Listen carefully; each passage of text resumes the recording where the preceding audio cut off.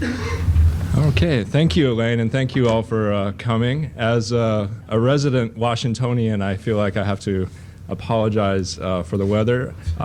If you don't come here if you only came here for AHAs and inaugurations, you would think that it was always this kind of polar climate. But it might be because that's in January, right? But we'll just go with that as AHA and inaugurations. This is a special panel for a lot of reasons. One, quite personal.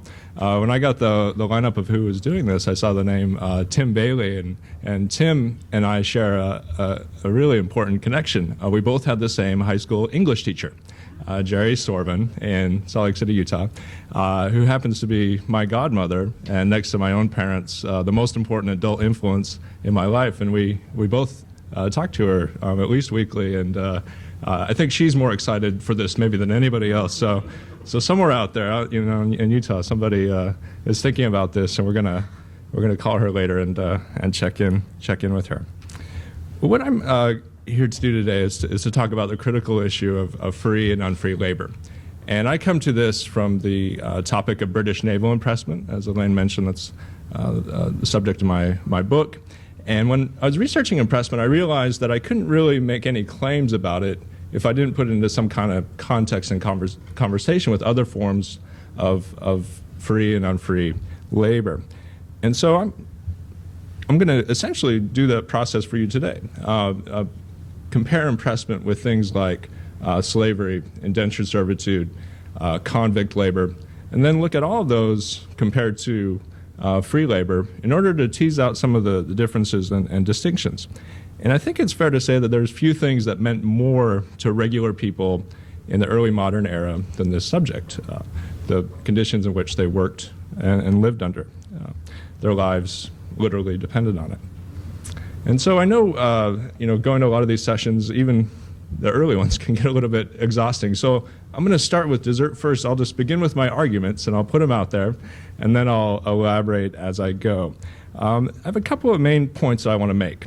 And the first is that by overwhelming margins, there were more unfree people, unfree migrants who crossed the Atlantic Ocean during the colonial era than free persons.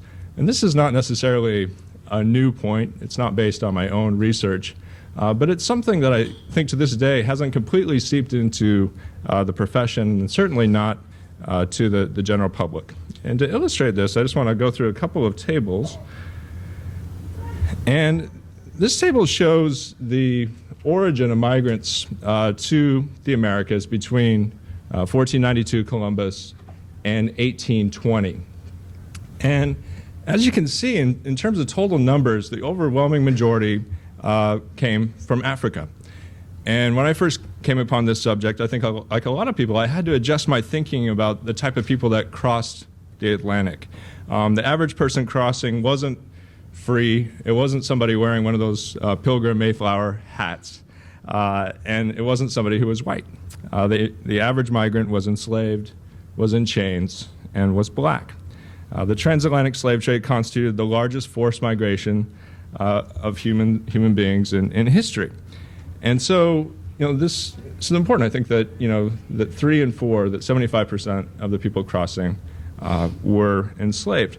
But you can actually take these numbers a step further by digging into that 25% of what's listed as settlers up there. If you divide the categories into free and unfree, and that is by looking at some of those white migrants and those who arrived in a condition of indentured servitude or as convicts, you can see that the numbers are even more stark, that almost 90% of the people that crossed the Atlantic to come to the Americas in the colonial era arrived in some condition of unfreedom. And to get these numbers, I took the number of white migrants and estimated that about half were in a condition of unfreedom. This is actually a very conservative estimate. I think the number is probably closer to about 70%. But still, you can see these numbers. And let me just mention something I didn't before. The total number of African slaves that cross, we know now is around 12.5 million. The slave trade goes all the way up to the 1860s. You see these numbers stop at 1820. I just want to mention that. And also a source. If you aren't familiar with the Atlantic Slave Trade Database, I think it's slavevoyages.org. It's an amazing, amazing resource, and that's where I'm getting these numbers.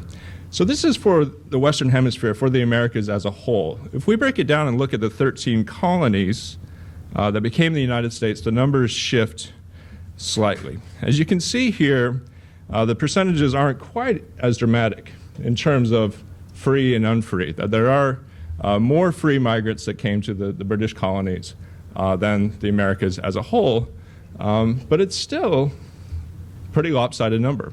Almost 75% of the migrants that came to British North America arrived in some condition of unfreedom. And this information is from a really groundbreaking article that I've listed on the bottom there. You might have to squint. Aaron Fogelman's essay that appeared in the Journal of American History in 1998. So again, that's about 15 years ago. This isn't completely new information, but I think it bears repeating. Even for those of us that deal with this on a daily basis, it can be eye-opening. So, I want to stress this is just information. It's facts, and what we do with it, of course, is up to us and how we interpret it. I think that it breaks any kind of exceptionalist claim as colonial America being a place of freedom, an exceptionalist paradise. Although I think you could make the claim that it was slightly less unfree than other parts of the Americas. That argument certainly works. There is a silver lining, and it comes really after the American Revolution, and I'll talk a little bit more about that in my closing remarks. But first, I'm sure you're dying for argument number 2, so let me go to that. Despite the title of my talk, there wasn't exactly a fixed spectrum of free and unfree labor in the Atlantic world. I think the word unspectrum or non-spectrum just wouldn't have been quite as enticing. But there were 2 important poles. Slavery, which I mentioned on one end, and the other being landed independence or some other form of independence that people reached through essentially owning their own business, being a lawyer, a merchant, a printer, in the case of Benjamin Franklin. And I would categorize that as the other pole of freedom. In between those 2 poles, there's a squishy, fluid middle in which a lot of these unfree migrants moved, in between different conditions of work, these indentured servants, the convicts. And so, I'm not going to put them on a scale of which one was worse. It really depended on the individual circumstances that people were in, and I'll describe, some of those categories and what people faced. But in any case, I want to emphasize that slavery was something quite different. Oops, there goes my watch. Slavery was much different than these other institutions, that it was really a category unto itself.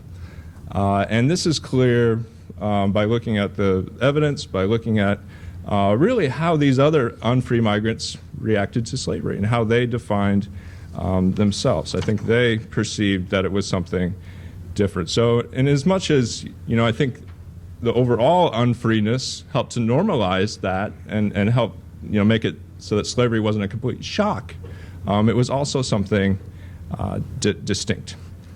So let me turn first to slavery as I go through these different institutions. And this image is of a slave coffle. This is the human trains that went from the interior of the continent to the coast. And for many, it was the first stage of what would be the Middle Passage. That we looked at the 12.5 million number. About 1 million perished during the transportation, during the voyage. And it took about 6 months from the time that a slave was captured until he or she was taken to a plantation in the New World. So one thing that's really important in teaching about slavery and looking at these other systems of unfreedom is that it was different. And so what made it different? Well, slavery had existed before the Atlantic slave trade. It existed in Africa. It existed in the ancient world. But what happened that was new beginning in about the 1440s with the Portuguese creating plantations on Madeira and the Azores, that island chain where they made sugar and wine. What was different there is that rather than a temporary life condition, something that young people pass through onto something else, slavery in this form was permanent, and it was also hereditary, meaning that one's children would also be enslaved. Over time, there's other important defining features. It was racially based. It affected people with dark skin. In the majority of cases, it involved the exhaustive cultivation of a single commodity. In the British case, that was crops of different sorts. And perhaps most important, over time, it became legally defined and codified so that these human beings legally weren't human beings at all, but chattel, the property of others. And perhaps nowhere is that more evident than in this famous image that we've all seen of a slave ship. This image first came out during hearings in Parliament in the 1790s, the first hearings that eventually led to the abolition of the slave trade in 1807. And so there was these common features for slavery, again, the most important being that it was permanent and hereditary, but there was also incredible diversity in the way that it existed in the Western Hemisphere. And really, slavery was a spectrum itself. From the north, from New England and the mid-Atlantic, where there was a high degree of cultural assimilation, a fair number of slaves were converted to Christianity and could even read, to the Chesapeake, where they worked under the gang labor system. That's where there was a white overseer, whip in hand, monitoring the work. I have an image of that.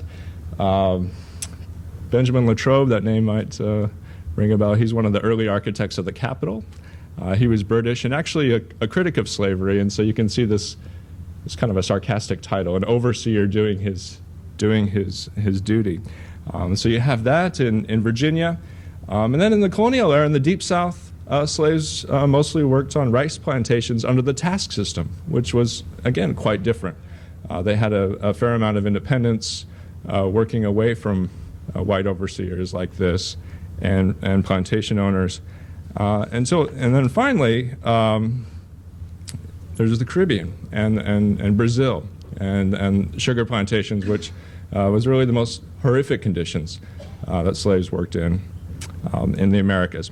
One thing I do with my students is I look at the rates of natural increase in different regions. That is, when did people begin to be able to reproduce rather than just depend on the importation of new people. And for slave communities in the Chesapeake, it's about the 1720s. That's the very first place for slave communities in the Western Hemisphere. In the Deep South, a place like South Carolina, it takes until about the 1770s. And then a place like the Caribbean, it's not until emancipation. It's whenever that happens for different regions. So it's not until the 1830s for the Caribbean islands. And that's one reason for those huge numbers in terms of migration, migration that took place from Africa, forced migration that we looked at. So yet another part of this diversity was urban and rural. And this is a really key one, and it's an important theme in the narrative of Frederick Douglass, if you have taught that. Douglass, when he moves from a tobacco plantation in Maryland to Baltimore as a young boy, his eyes open to all kinds of different possibilities. He's still enslaved, but he says that for the mere circumstance of being removed from that plantation to Baltimore, I should have today, instead of being here seated at my own table in the enjoyment of freedom and the happiness of home, writing this narrative, been confined in the galling chains of slavery. Going to live at Baltimore laid the foundation and opened the gateway to all my subsequent prosperity. He sees something different, and he also learned how to read. And so I think when teaching slavery, this is the most exciting thing you can do, is introduce students to the diversity, the different forms that existed. For one thing, I think especially with older students, it's an antidote to students rolling their eyes and acting as if they've already heard this story before, that yes, slavery was bad. You could say, well, he might not know everything. I mean, look at how it worked in these different places. I think the one thing you have to caution against, though, is that sometimes people can start using value-laden terms, like this was, a good form of slavery, a bad form of slavery. And it's important to always emphasize, well, it's all bad. It was just, different. And I think as you do that, I think one key to keep in mind is that material conditions mattered, but it wasn't everything.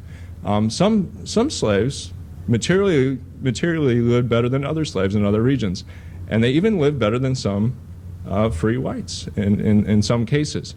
But that doesn't necessarily mean that was an advantageous situation for them to have. And I had a great lesson in that this past semester. Lane mentioned the class I teach at Mount Vernon on George Washington. All of my students do an entry for the Encyclopedia of George Washington, which is a great resource online. And one of my students did one on Oney Judge, who was one of the slaves that ran away from not actually even from Mount Vernon, from the president's mansion in Philadelphia. And this is the runaway ad for Oney Judge. And there's not too many articles that started this way in a newspaper. I love this. It says, absconded from the household of the President of the United States, Oney Judge. And she subsequently, ended up in New Hampshire and struggled a fair amount. She lived in poverty, and she gave interviews later. And she gave an interview to a New Hampshire newspaper, and they asked her, knowing what you know now, how it would turn out, do you regret running away?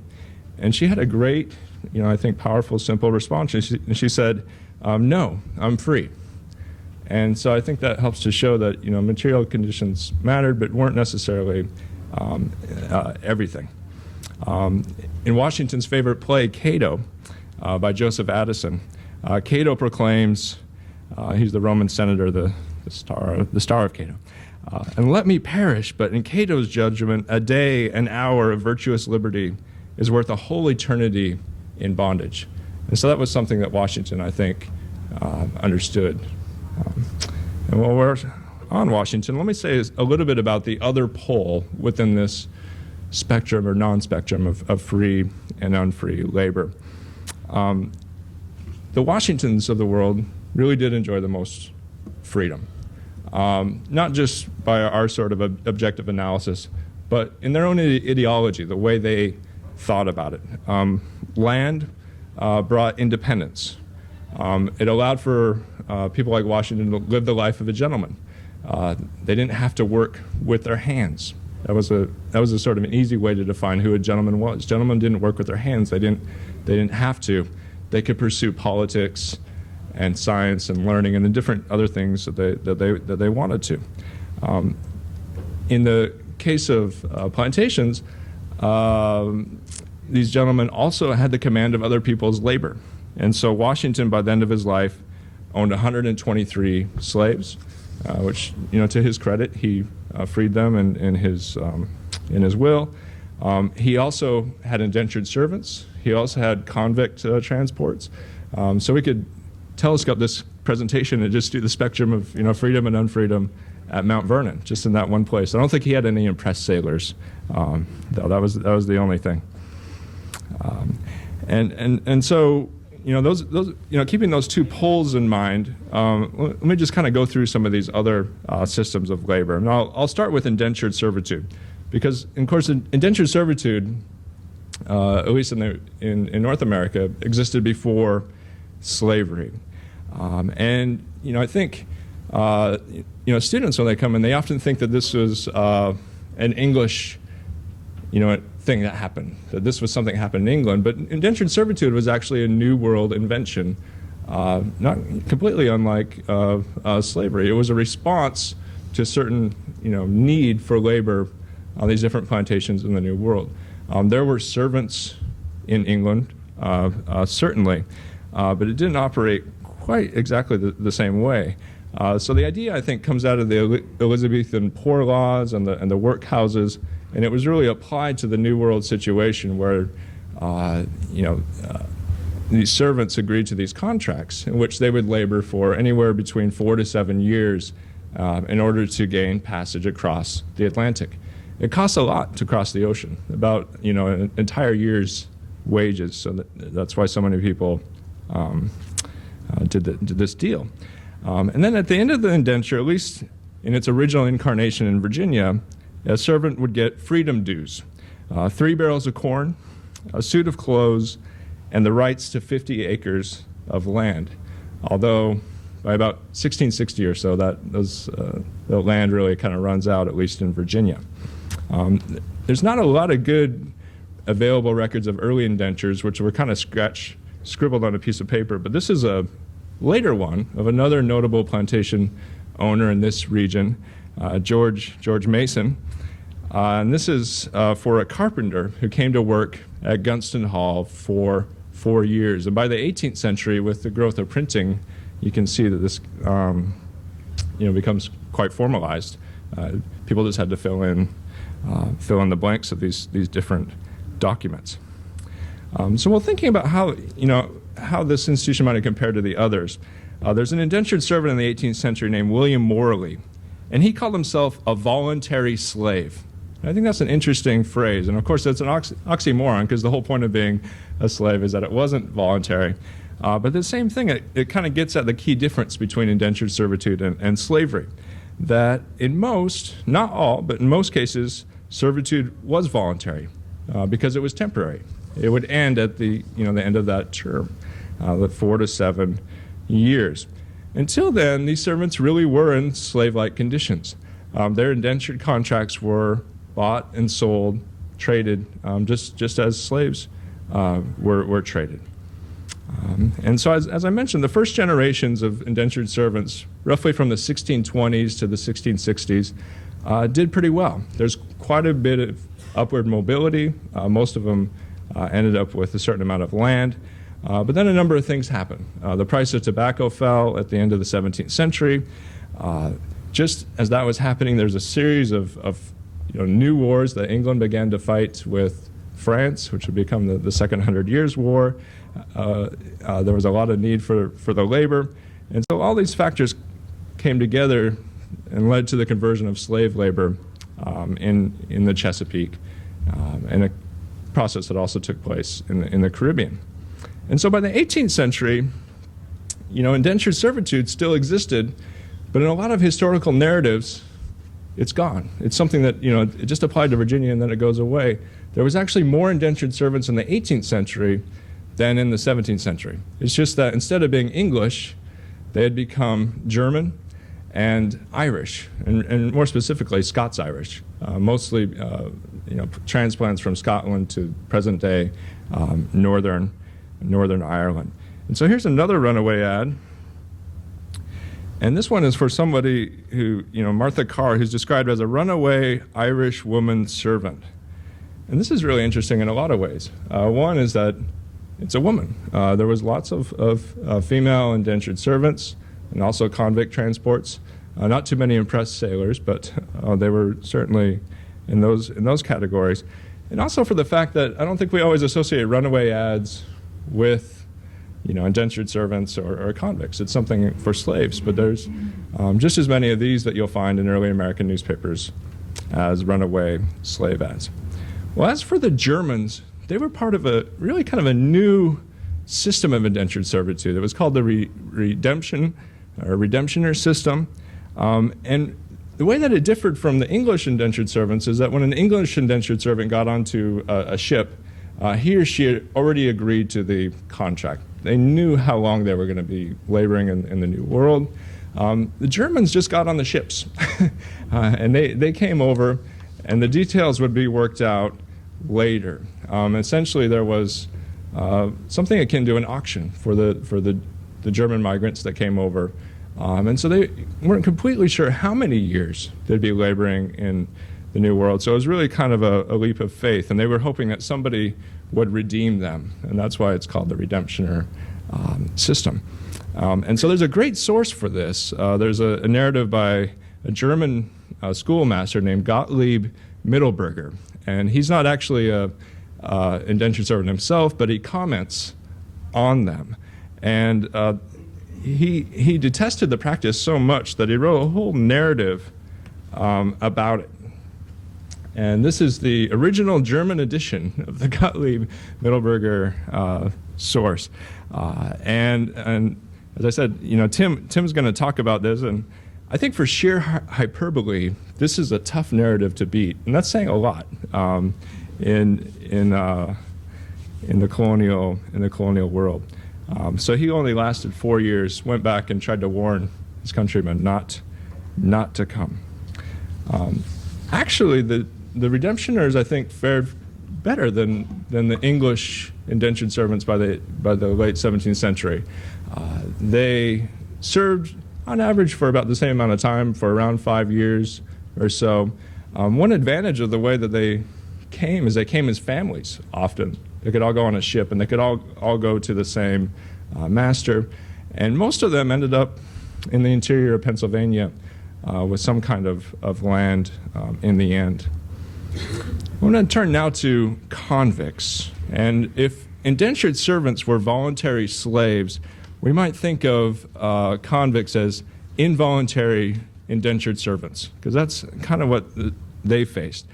Starting in the 17th century, the English courts began to send convicts to America as an alternative to going to prison. And it was largely a response to the prison problem in England, that they had a shortage of space. And for the 17th century, it was really only a few thousand. The length of exile in the Americas could be as much as 14 years that the convicts spent. And it wasn't particularly popular for the convicts or for the colonists that received them. Our best source for this is a convict named James Revel. And you can't see it very well. This is the first edition of his narrative. It's published in 1767, but it talks about an earlier period. It talks about the 1600s. And I'm going to just give you the full title because it pretty much summarizes his life. The poor, unhappy, transported felon's sorrowful account of his 14 years' transportation at Virginia in America, in 6 parts, being a remarkable and succinct, not that succinct, history of the life of James Revel, the unhappy sufferer who was put apprentice by his father to a tinman near Moorfields, where he got into bad company and before long ran away and went robbing with a gang of thieves.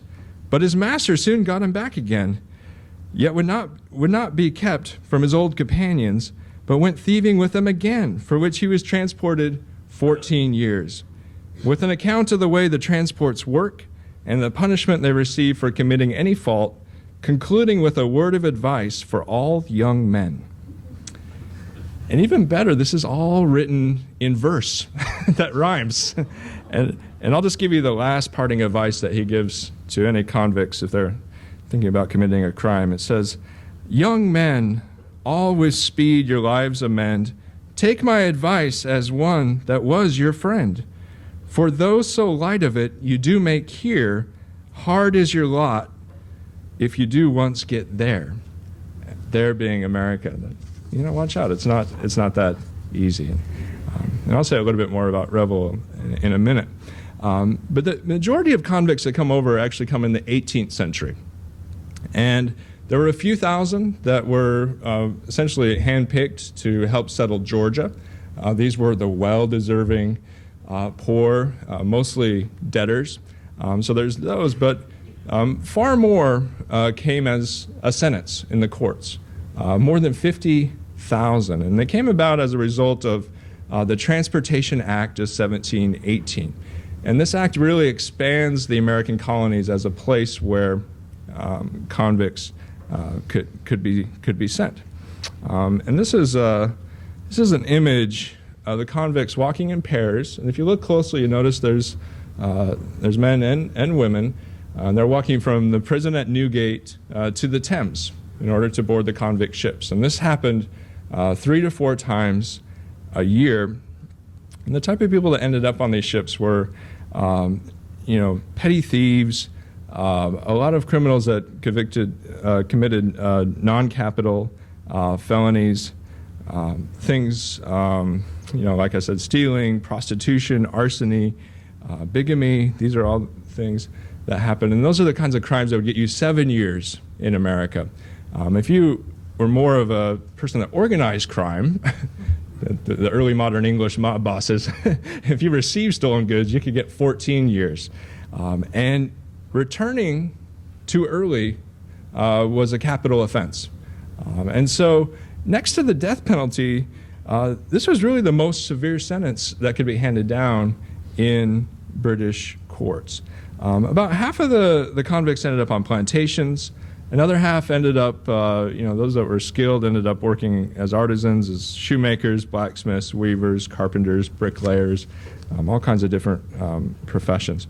In terms of material condition and treatment, convicts as a group might have the best claim as enduring, as suffering, the worst treatment next to slaves. Their purchase price was cheaper than either indentured servants or slaves, so there's a certain amount of mistreatment. And if you look at the mortality rate on the ships crossing the Atlantic, the mortality rate for slaves was about 3 to 4 times higher than it was for free migrants, or even some of the other unfree migrants that I mentioned. The only group that comes close to matching the mortality rate for slaves crossing the ocean were the British convicts. And for all of that, people like Benjamin Franklin didn't think very highly of these convicts. He wrote one of his great early pamphlets in 1751 criticizing this practice.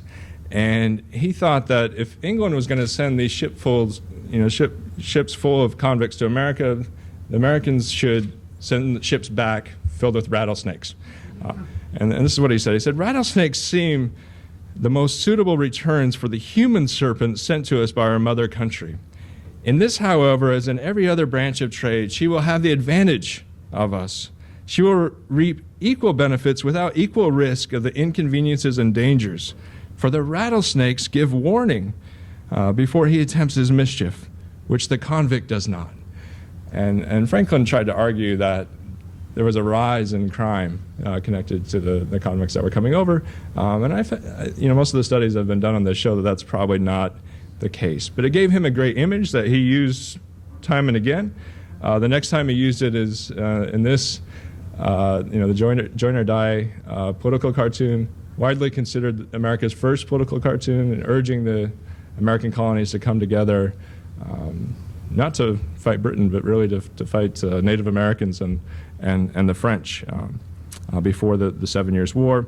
And then, of course, the rattlesnake appears throughout the American Revolution, often with the words, "Don't tread on me." So the Revolution also brought Franklin and other colonists some relief from these convicts. Really because of the war, it breaks that migration stream. That ends with the American Revolution. And then what Britain did, starting in the late 1780s, to start sending its convicts to Australia. And ultimately, there were 3 times as many people sent to Australia as there were colonial America. Well, the last institution we'll look at is impressment. And I mentioned this is really where I started my research. Impressment was a distinctly English form of involuntary forced service. It started in the Middle Ages, really along almost feudal-like principles in which various coastal towns pledged ships and men to the king in return for protection. And then it really exploded in the 18th century during the long century of wars with France. And it went from being a local English practice to being Atlantic-wide, even a global practice. Anywhere where a British naval ship was, there was a press gang aboard that could capture people to serve. So this is an image of one of those press gangs. They were headed by a naval lieutenant. They used violence or the threat of violence to force men into the Navy. And you can see that they're using a cudgel, a club, You wouldn't want to maim the prize recruits with a, they carried a cutlass or a sword, but they use the club. All the images, of course, that we have of press gangs are not literal. They're these different cartoons, but we can derive certain things from them. This is my favorite one, and it's the one I use for the cover of my book. The liberty of the subject. You can see kind of the sarcastic title as this press gang takes a man. If you look really closely, he has scissors in his pocket. He's probably not a sailor, but a tailor. And so this was the reputation of impressment. But in fact, it operated according to rules that press gangs generally followed. And so one was that they could only take sailors by law. And I think by and large, that's what they did, with a few mistakes here and there. Another was that they had to take British subjects. Again, there were mistakes, especially in the case of American citizens leading up to the War of 1812. But by and large, they do try to take British subjects. And finally, impressment only happened during wartime. It's legal in times of emergency when these types of measures are necessary. So I mentioned that I compare this to other forms of unfree labor. And when we put it up against slavery and indentured servitude and the convict labor, I think it shows interesting things. For one thing, impressment was the second most common form of forced labor in the 18th century in the British Empire. Second behind slavery. It's a distant second, but the numbers aren't insignificant. In total, about 500,000 men were mobilized to fight Britain's wars at sea in the 18th century. Of that number, about half were impressed, so about 250,000 sailors. We'll never have completely exact numbers because the British ships didn't keep exact notation on whether someone was impressed or volunteer. And there's a British admiral that has a great remark about this. In 1741, the Admiral Philip Cavendish said, "They're all volunteers once they find they can't get away." In the movie version of my book, I think there's going to be an R after that. There was also important differences with these other forms of unfree labor. It's different than slavery in that sailors went free at the end of any given war. They also received wages and food and lodging, if you want to call what happened at sea food and lodging. It's different than convict labor and indentured servitude in that there was no set amount of time. Sailors were on ships for the duration of a war. So, on average, I think it turns out to be closer to the 4 years on the indentured spectrum than 7 years. But the Napoleonic Wars went for about 20 years. So in theory, a sailor could be in for a very long time. And the thing that distinguishes it from all the other forms of forced labor is that it wasn't based on race, on class, on religion, or ethnicity, which I think is interesting. It's really based on skill. The press gangs are looking for skilled mariners, specifically those that were categorized as able seamen or top men. And these are the sailors that had been at sea for at least a couple of years, that had the talents to climb up the mast of the ships and control the uppermost sails. If you really squint, the ant-like figures going up the mast there and on the yard, those are the top men. This is an image from the Battle of Havana in the 7 Years' War. This is a typical 74-gun warship. There would be about 500 sailors on a ship like this. At least a third had to be able seamen. And I'll give you a little bit more of a close-up from a painting in the 20th century to give you an idea of what these guys did. And this is one case where history through film is very instructive. Master and Commander, I think, shows the work of regular seamen better than anything that I've seen. They really had to balance, almost like trapeze artists, more than 100 feet in the air in order to control the sails. So this is an inelastic labor force. They couldn't just take anybody. They couldn't just take anybody from the jails, from the streets to do this type of work. They really were looking for skilled seamen. So that's just gives you a little survey of these different forms of unfree labor. What about free labor? Let me just say a little bit about that while we're on the subject of sailors. because sailors were in many respects the first wage laborers, the first people to really earn wages. And, for that and a lot of reasons, their work was actually quite maligned in the 18th century. There's the famous quote from Dr. Samuel Johnson. He said that no man will be a sailor who has contrivance enough to get himself into a jail. For being in a ship is being in a jail with the chance of being drowned. A man in jail has more room, better food, and commonly better company. And so this gets at a lot of things. That there were terrible food, cramped conditions, needless to say, dampness, the risk of shipwrecks, cannon shots, fire, on and on and on. And then in between all the excitement, there was a lot of boredom at sea, much like there would be in a jail. And so, this is a common thing that's said about sailors, that they weren't really free. Even if they weren't impressed, even if they were merchant seamen, they weren't really free. And there's some truth to that, because they couldn't leave their ships. First of all, there's the water, right? But even if they could leave, it wasn't legal for them to walk away from their contracts.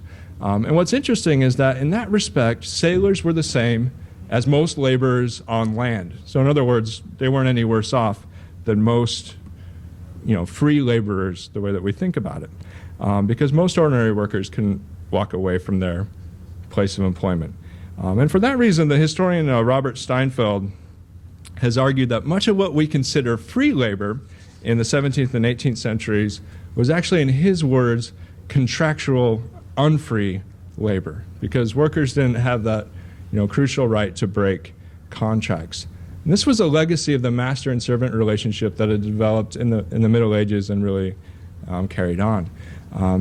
Well, by the end of the 19th century, by the early 19th century, the position of sailors and regular laborers diverged.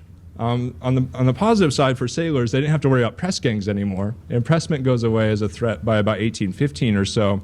But they still can't walk away from their contracts as late as 1915 in America, until the La Follette Seamen's Act, and not till 1970 on British merchant ships. By that time, regular workers had gained what we maybe consider the right of free agency. That by about the 1830s or so, that's starts to become possible for regular workers to leave their place of employment. For you sports fans, if you can think about it this way, by the late 1960s, maybe the most unfree workers in the greater Atlantic world are these British seamen and baseball players, because of the reserve clause. With no free agency. They were the last two groups. So how did people become free? Well, the easiest route was Washington's own a lot of land, but there was a way for others to do it. It's really a three-step process, and person who I think kind of shows how this was possible is someone like Paul Revere. When he wasn't starting revolutions, he was actually a very skilled silversmith, and this image shows off some of his tools and some of his handiwork. And so the first step would be for boys and young men to be apprentices. They'd be apprentices for anywhere from 4 to 7 years to learn a trade. After they graduated from their apprenticeship, most would become journeyman laborers. They would work for wages for different independent people. And what they're doing is they're really trying to save the capital in order to open up their own business, to become independent. And during those first two stages, as apprentices and as journeymen, these so-called free workers can't leave. They can't leave whatever situation they're in. The journeymen have a little more freedom, but they have to stay to the end of any given contract. And so the last step in the process was to become a master, to be a master, artisan of some kind of craft. At that point, someone's actually independent. They're working out of their home. They're usually married, and they have the means to take on apprentices and other journeyman laborers. And that's where Revere ended up. Another person that followed this process is Benjamin Franklin. And you look at that picture and you say, Benjamin who? That's not Benjamin Franklin. This is the first portrait of Franklin as a young man. He's 42 years old, and this is his retirement portrait. This is at the point in which he had earned enough money as a printer to essentially walk away from the business and pursue the life of a gentleman, to pursue politics and to pursue science and learning. And this shows the values of that society, you know, the mid-18th century British Empire, that this is how he wanted to be portrayed. You know, it looks like it was all very easy, but it was actually quite a struggle. You know, I showed the runaway indentured servant ad before. Franklin was a runaway apprentice. He had left his brother James Franklin in Boston. And, you know, a lot of things could have gone wrong. What he had done, it was illegal. He could have been captured and returned. And Franklin knew the difficulty to go through this process to become a master. And for that reason, in his will, he provided 2,000 pounds to be lent to young married artisans in Boston and Philadelphia who were trying to, you know, create their own business. And so to summarize, there's a very fine line between free labor and unfree labor for whites during this era. And then there's a much wider gap between, you know, enslaved Africans, slave labor, and these different forms of free and unfree labor. I want to close by just showing a little bit of the fluidity that existed along this spectrum. And there's a fair amount of movement, even in some cases involving those two poles, the slave and the independent householder. The person more than anybody else, I think, who really spans the spectrum is Olaudah Equiano. He goes across both poles, from being enslaved to eventually being, in his own words, in his will, a gentleman. And in between, in his famous slave narrative that's published in 1789, he introduces us to African forms of slavery, that slavery where being enslaved was just a life stage. He describes the Middle Passage, different forms of slavery in Virginia and in the West Indies. He was also enslaved at sea to a British naval lieutenant. He was captured by a press gang as a prank. He later became a member of a press gang when he was owned by the British naval lieutenant. He eventually buys his own freedom, and so becomes a free sailor, a merchant seaman. He visits ports throughout the Atlantic world and describes them in great detail. And he even became a slave overseer as part of an expedition to establish slave plantations in Central America. And so he ends, of course, by turning his efforts to ending slavery and the slave trade. And through the proceeds of his really magnificent narrative, he gains the means to become independent and to become a gentleman. If you read into his narrative, what's really interesting is he seems most happy when he's at sea. And there's a good reason for that. For free blacks and slaves alike, there was more opportunity at sea during this era, during the early modern era, than really anywhere else. And so when he leaves the Navy at one point in the 1750s, he has the rating of an able seaman. He's one of those very skilled sailors. When he returns, more than a decade later, he has the same rating. He keeps that, and I think it kind of shows that there's a certain meritocracy in the British Navy. This is an image of a black sailor. Anyone familiar with Jeffrey Bolster's book, Blackjacks? We've seen this is on the cover of that. Bolster shows that this opportunity was, fairly widespread and continued into the early 19th century. By 1820 or so, about 1/5 of all American merchant seamen were black. And so in my research, I found that the British Navy was so appealing that for slaves and even free blacks, impressment was a step up compared to what they lived under. And so, in other words, while all these sailors are lamenting being impressed and claiming that they were slaves, the actual slaves want to be impressed.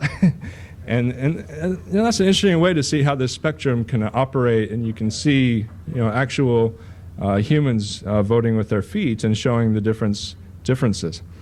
So eventually, once gradual emancipation gave blacks more opportunity in the American North, impressment didn't look so good anymore, and they actually tried to avoid the press gang. And my favorite story is a sailor, his name is Noah Brown, and during the War of 1812, he ran coasting missions between Providence and New York, and he defended himself against the press gang by carrying a jug of rum and a bottle of laudanum. and his son explained why. He said he knew the press gang to be dear lovers of the article, and they would have it if any was found on board. And drinking of it freely, they would soon be unable to do anything. It's a pretty smart. That's my favorite resistance tactic, I think, that I came upon. Well, there's several other interesting interactions. Some apprentices and indentured laborers try to run away to the British Navy. They essentially try to get impressed. At other times, impressed seamen tried to claim that they were apprentices. Another resistance tactic was to claim that they really should be imprisoned because they owed so much debt. If you owed more than 20 pounds of debt at that time, you could actually be taken out of the Navy and put into jail, and maybe sent to America as a convict. So they had to be careful of what they asked for, but they tried to get out of the Navy by doing that. And then by the period in which Australia is being established, there's teams of convicts wanting to be in the British Navy rather than being sent to Australia, which was a very brutal migration. Like I said at the outset, this is very fluid. This sort of squishy middle in between these two poles of complete independence and slavery. The last theme I want to come back to is that the importance of slavery, and I started with that, and I just want to end with it because as I said, various other unfree laborers, you can see in their behavior and their comments how they viewed slavery as something different. And James Revel, our convict poet that we talked about a few minutes ago, he's a good example of that. He actually writes about laboring with slaves on tobacco plantations in Virginia, and talks about them really as being very similar. But then the differences show up when the master dies and the property is distributed. And the slaves were actually more desirable, but for a horrible reason, because they were enslaved, that they would be workers for life for anybody that picked up their contracts. And this is what Revel writes. He says, he's writing about the planter that comes to buy these laborers. He says, he bought the Negroes who for life are slaves, but no transported felons would he have. So we were put like sheep into the fold unto the best bidder for to be sold. And so he actually ends up okay. He's bought by someone that treats him fairly well. And within a few years, he's back in England, waxing poetic about his experiences. Well, there's very few slaves that had that opportunity. An indentured servant, I mentioned before, William Morley, who also has just a wonderful narrative. He's in Philadelphia, and he compares his condition to that of the slaves. And he writes, "The condition of the Negroes is very bad, by reason of the severity of the laws, there being no laws made in favor of these unhappy wretches." And he goes on to observe something about marriage day for slaves. He says it's the only free day they have, except Sundays, throughout the whole course of their lives. And it's really kind of amazing. You can stop and think about it. The only free day they have, except for Sunday, for the whole course of their lives. And I think that sums up the tragedy of slavery quite well. But at the beginning, I promised this wouldn't be a complete downer. I mentioned my godmother, Jerry. I was telling her about what I was going to do, and I said, I'm going to talk about impressment and convict transports and indentured servitude and slavery. And she said, that sounds really depressing. and it is. It is. Well, the American Revolution dramatically changed the nature of migration, at least to what had been British North America, to North America. I mentioned that the war, for logistical reasons, just basically ends the transport of convicts. Indentured servitude also falls very dramatically and disappears within a generation or so. And there's a couple of reasons for this. One is the disruption of the war, but it's also the new ideological emphasis on rights and liberties. And it just didn't seem proper by that point to have, so many unfree laborers. And so by the 1830s or so, even those people that were really kind of trapped with their employers, who didn't have, what we'd call free agency, even they start to get that in the new United States. Well, these changes again highlight the disturbing exception of slavery, because while these other unfree laborers are becoming free, the Atlantic, slave trade stopped in 1808, but slavery itself expanded through the domestic slave trade and the expansion of cotton into the Cotton Belt. And so the number of slaves increased from about 500,000 at the time of the Revolution to about 4 million by the time of the Civil War. And by then, there was no longer the spectrum of free and unfree labor. That fluid, squishy middle had disappeared, and there's just two poles.